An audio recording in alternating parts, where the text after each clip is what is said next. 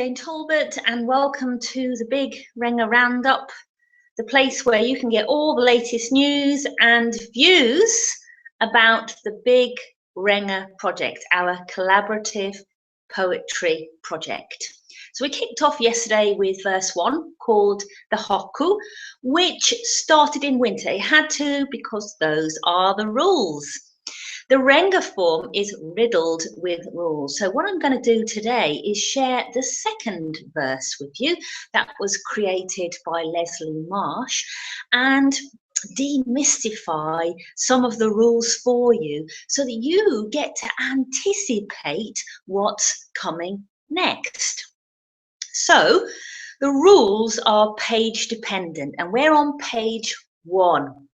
What I can tell you is that there are no rules about winter.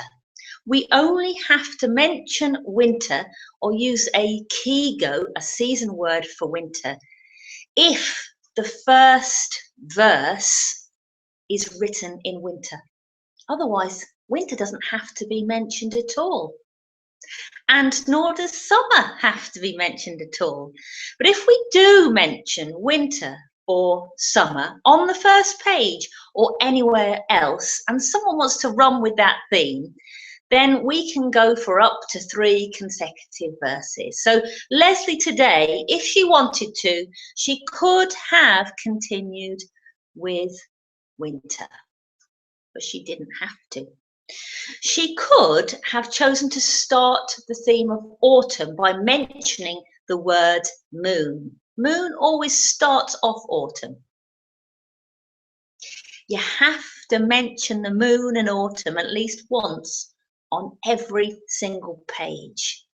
And if you do mention it, then so many verses have to follow in sequence on autumn. 3 to 5.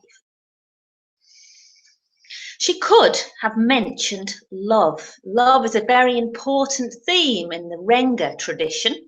So she could mention that. And if she did, then we'd have to follow her and write at least one more verse on that theme. And then she could have chosen a range of other topics which also aren't necessary at all, like mountains, shores, dwellings, or other random topics. And there would be a throwaway verse. No need to carry on. In fact, not allowed to carry on. So what did Leslie do with the winter baton that I passed to her yesterday? Well, she stayed with winter. And the rules are, when you write your verse, you have to show some kind of continuity with the verse that went before you, and simultaneously a shift in direction. You have to use a kigo or a season word to let everyone know where you are in the year, but you're not allowed to repeat a kigo word that someone's already used, unless it's moon, or it's flower, which is to do with spring, which you can't mention on the first page anyway. See how complicated this is getting. And you can't repeat an image either.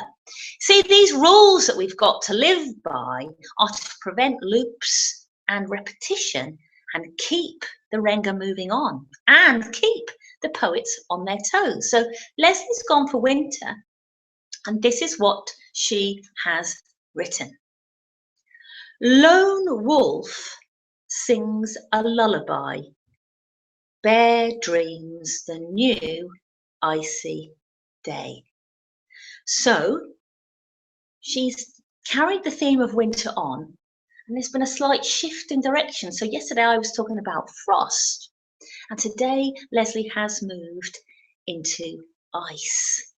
And what was really interesting about this is that I didn't mention the word frost yesterday, but I alluded to the image of it. And Leslie had thought about using the word frosty day instead of icy day, but she couldn't. She couldn't because I'd already created the image. So now we have winter, 2 verses of winter. What will happen tomorrow? Are we going to continue with winter? If we do, we're only allowed 1 more verse. Or will someone use the moon rule? Or will someone talk about love or something else? Who knows? And that's the fun of it. See you tomorrow.